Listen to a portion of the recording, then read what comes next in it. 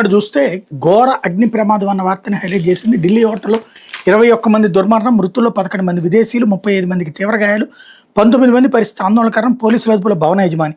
దేశ రాజధాని ఢిల్లీలో బుధవారం ఘోర అగ్ని ప్రమాదం చోటు చేసుకుంది.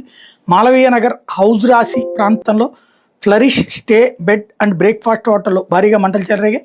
ఎదురుగొట్ల 21 మంది మృతి చెందారు. మృతుల్లో 10 మంది భారతీయులు కాగా మిగిలిన వాళ్ళు 9 మంది ఆఫ్రికా, 2 తుర్కమెనిస్తాన్కి చెందిన వాళ్ళు. ఈ ప్రమాదంలో మరో 35 మంది గాయపడ్డారన్నటువంటి వార్తని హైలైట్ చేశారు. అయితే కల్తీ నెయ్యి సొత్తుతో రియల్ దంద, 45 కోట్ల స్థిరాస్తులు కొన్నమూట. నిందితులు వాళ్ళ కుటుంబ సభ్యులు పేరిట విలువైన చరాస్తులు నిగ్గుదేల్చి నీడి దేశవ్యాప్తంగా 15 ప్రాంతాల్లో సోదాలు.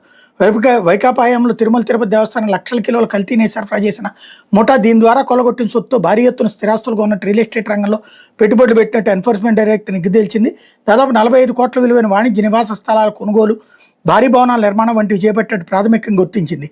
ఏఆర్ డైరీ, వైష్ణవి డైరీ, మాల్గంగా డైరీల ముసుగులో తిరుమల తిరుపతి దేవస్థానం కల్తీ నెయ్యి సరఫరా చేసిన బోలేబాబా డైరీ ప్రతినిధులు ఇతర నిందితులతో కలిసి భారీ ఎత్తున హవాలా లావాదేవీలు జరిపి నిర్ధారించింది.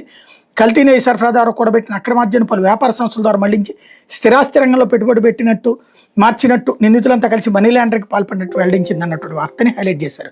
ఇందులో ప్రధానం ఏంటంటే జగనే అమ్మేశాడు దగ్గర నుంచి చెవిరెడ్డి, కరుణాకర్ రెడ్డి, సుబ్బారెడ్డి అన్నదంతా పెట్టుకొచ్చారు. ఇప్పుడు తీరా చూస్తే ఈడీ తేల్చుతున్నంతా కూడా ఆ నెయ్యి అమ్మేటటువంటి కంపెనీలు, అలాగే తిరుమల తిరుపతి దేవస్థానం ఉద్యోగులు, వాళ్ళ వరకే ఇందులో లెక్క. టోటల్గా దీన్ని రాజకీయం చేసి తప్పుడు ప్రచారం చేశారన్నది స్పష్టమవుతుంది.